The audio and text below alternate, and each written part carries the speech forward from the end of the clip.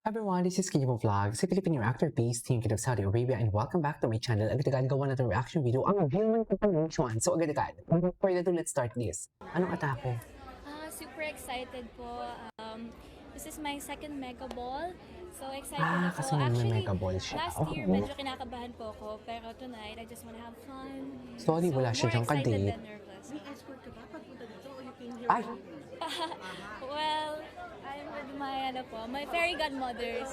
May very good So, mothers. I love it. Yeah. Pero na-excite po kasi marami po akong friends inside. And yeah, I can't wait na makita po sila. Ngayong Independence Day, Malaya. Yes, opo. Malaya. Malaya ang puso. Malaya Ay! ang puso and Oh, malaya syempre, naman pala eh. Independence Day. It's Kasi a day wala to nang June 12 pa celebrate yan. our country. Pero sabi niya, malaya ang And, puso niya. Oh. Sorry, di ko masyado marinig po.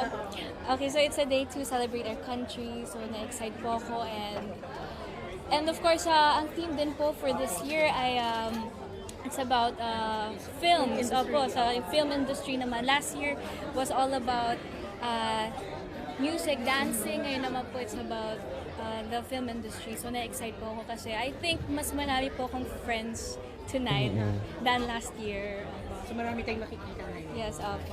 Anong inspiration natin sa outing outfit mo na? Gusto ko po kasi ng timeless lang na piece, tailored lang, something simple na komportable. Kasi nga, tonight I just wanna have fun, I just wanna enjoy myself. More than magpa-impress, mas gusto kong mag-enjoy. So anong next project natin na aabangan ng iyong mga fans? Next project, well, may concert po ako this July 31 sa New Frontier Theater. So shows naman po, abangan na lang po nila yan. Meron po ako mga upcoming projects na hindi ko pa pwedeng i-share. Pero Medyo soon. iba to dun sa ating last teleserye. Yes po, iba po to. Kesa dun sa Never Say Die. Ako po kasi gusto ko po talaga maging, in a way, innovative na po sa sarili ko. Gusto ko iba-iba yung ginagawa ko. Kasi 21 na ako, gusto ko po talaga na mas lumawak pa po kumbaga yung experience ko sa industry. Thank you so much. Thank you!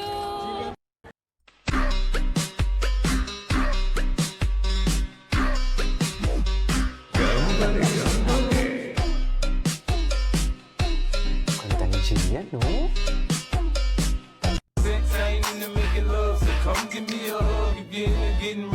Ganda na talaga. Wala, kay Eman lahat yan? Kay Eman lang lahat yan talaga. Totoo lang. Wala, ang lala. Ay, ito na talaga siya.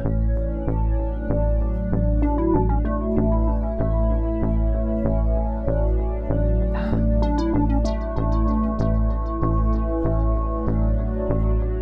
Parang sa kanya talaga yung kantang yan, sa totoo lang.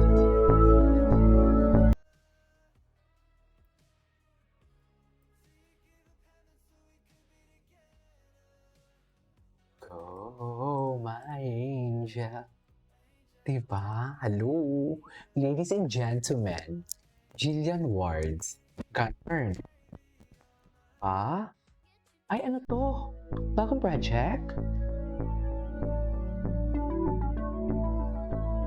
Ay, hindi ko lang kinakita ah. Ah, oh. Oh, oh.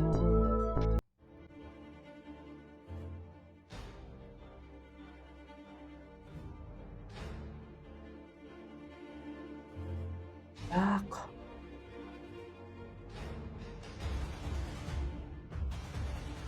Dapat.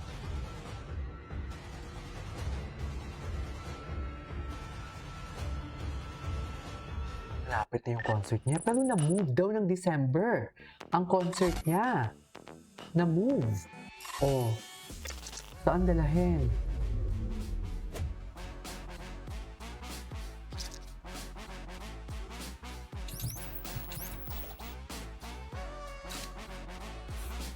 Ay.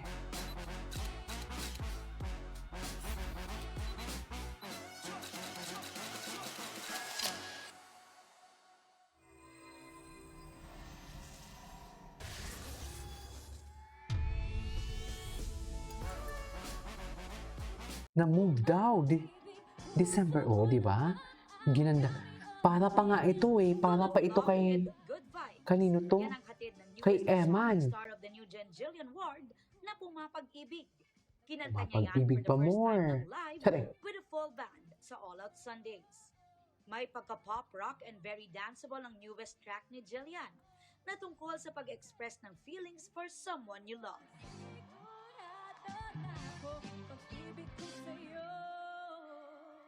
Kanino kaya niya dinededicate ang kanta? Sa lahat naman pumapag-ibig. Ayun. Sa lahat ng Tsaka pumapag-ibig. Sa mga taong gusto nilang happy lang, alam mo yun, ma-express yung nararamdaman nila na masaya sila, may nagpapasaya sa kanila. Natanong din si Jillian kung tulad ng kanta. Para siya kay ba Eman mismo nga. Pumapag-ibig na? Yes! Sinungaling ako pag sinabi kong hindi. Ay, matapang Going siya. back sa kanyang single, sabi ni Jillian nakipag-collaborate daw talaga siya sa composers at tumulong sa pag-rewrite ng lyrics for a more personal touch. Pag uma-acting ako, meron ako mga characters na piniplay, pero pagdating naman sa music, gusto ko talagang, ito yung maging way ko na ma-express ko yung sarili ko bilang si Jillian. Pumapag-ibig is out now on digital music platforms. Pero marami pa raw plano si Jillian for her music. Mas ine-effortan ko talaga na mas magkaroon ako ng knowledge sa music, tapos nagtitrain din ako parati sa pagsayaw ko po, and nagsastart na rin ako mag-voice lessons, and meron na rin ako mga nakabangko na songs na ako yung nagsulat. Like, ako lang mag-isa nagsulat, na soon i-release ko siya sa tamang panahon.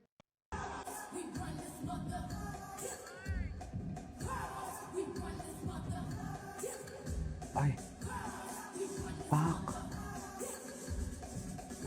Iba talaga siya, ma'am, gumalaw. Si The Clash Thieves judge Ay, Jillian ano to? Ward sa kanyang upcoming concert this July. Ah, ito yung Versace on the floor.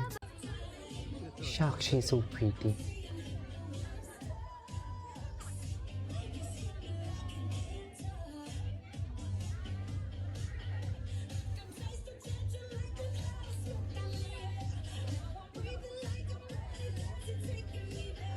And to know.